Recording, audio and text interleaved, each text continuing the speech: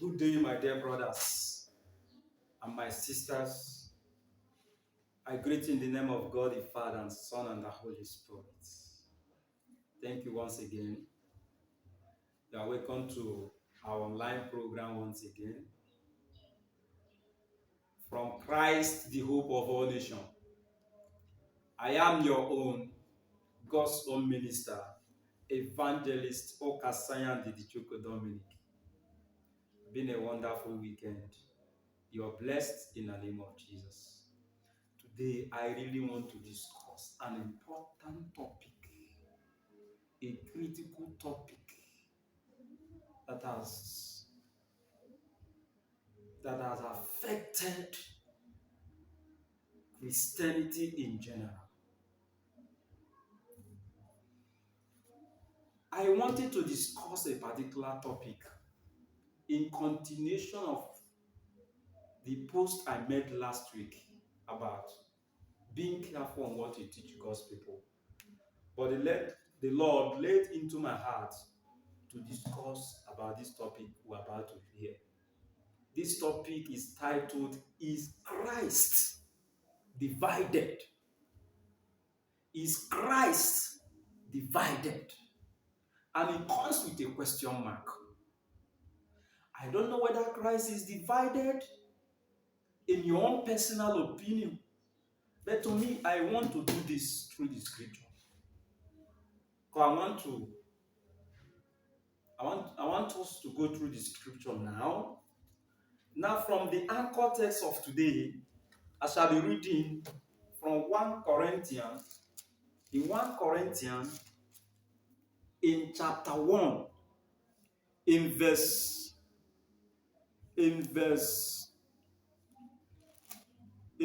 12 and 13, I read, Now, this I say, that every one of you says, I am of Paul, and I am of Apollos, and I of Cephas, and I of Christ. In verse 13, it says, Is Christ divided? Was Paul crucified for you? Or were ye baptized in the name of Paul? Praise God. Praise God. You see, the topic comes with a question mark, as I said earlier. Is Christ, that means is the body of Christ divided? Now, when you come to the Corinthian church, where St. Paul was addressing in the scripture, St. Paul received some visitors from the household of Cleo. The people came telling St. Paul about the visions that was happening among Christians in the Corinthian church. And the Corinthian church was founded by Apostle Paul because he was a minister sent by God. And the Corinthian church was open to missionaries. That's where you see Apollos came. Praise God. Praise God. And Apostle Paul was rebuking them. Because you could see four parties emanating from a church. You see the people that followed Apollos. You see the people that followed Paul. People that followed Peter. And people that claimed they were Christ. And they were causing division. Because to me, this church in Corinth was just one single church. And you can see the division as a result of who they follow. Now today, the same scenario is playing out. And God frowns at this. It doesn't mean how long we have been preaching. And that is why, by the mandate heaven has given to me, this is a platform, to hold this view. The church of God is highly divided in our time. The church of God is the worst attack. I don't want to call it religion, body. The worst is even among Christians.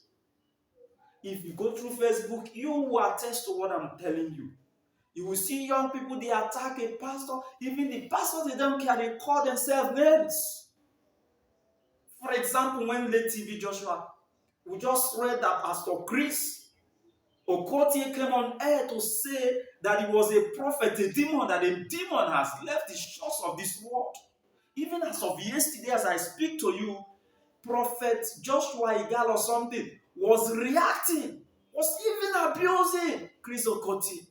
And I begin to say, where is our morality? Are we defending the body of Christ? Are we promoting it, or are we dividing it more? Praise God. Praise God. See, what God has told me before is I should not defend the cause of the church, but I should promote the body of Christ. And that is why I'm in gospel. That's why I am in gospel. Now today,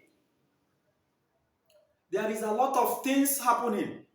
And that's why I really want to tell you about the 7 unities of the body of Christ. If you have your Bible, let's go to Ephesians chapter 4. Ephesians chapter 4, I'll have to be fast. He said, there in verse 4, Ephesians 4:4, he said, there is one body and one spirit, is even as ye are called in one hope of your calling, one Lord, one faith, one baptism. In verse 6, it says, one God and Father of all. Now, I just want to do justice to 2 points here from the 7 unity of the church that was seen in the church in Ephesus. One is the church of God is one body. The man that goes to redeem, worship God.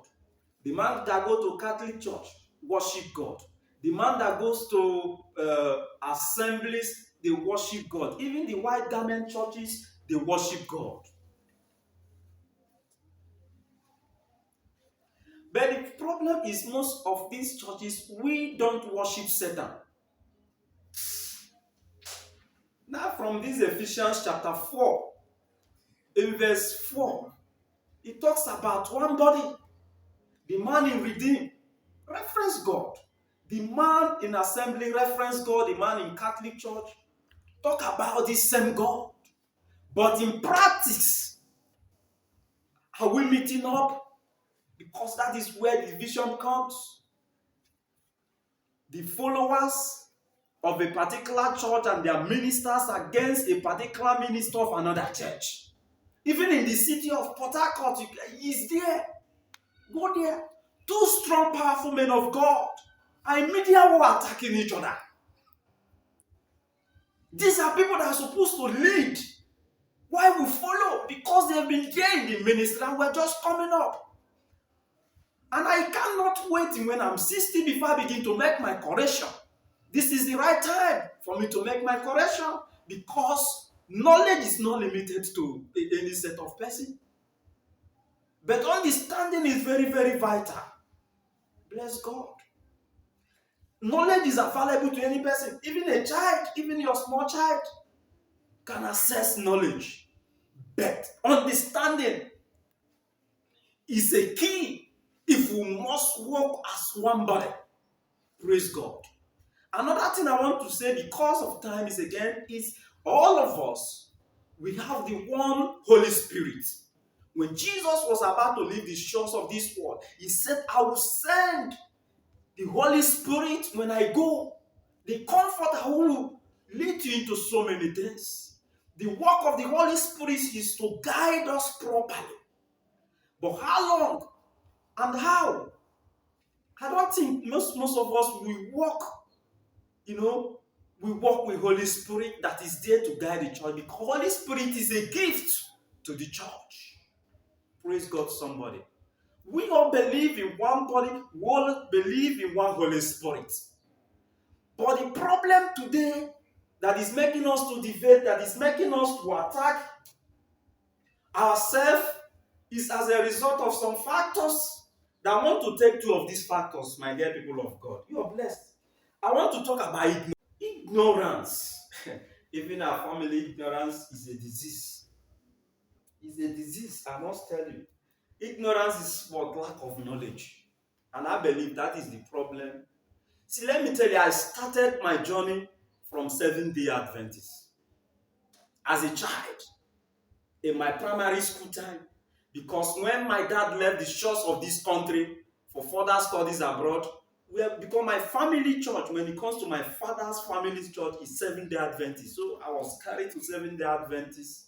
Not until we come of age, we went to Catholic church. And it was in Catholic church that what you're seeing today, I received the baptism of the Holy Spirit in Catholic church. I got married in the Catholic church. And everything you could think about was in Catholic church. And at the point I stepped outside Catholic church to the Pentecostal world, I've had, access to so many preachers. I can tell you, I can confidently go to these churches without fear, without criticizing, without, any sense of suspicion.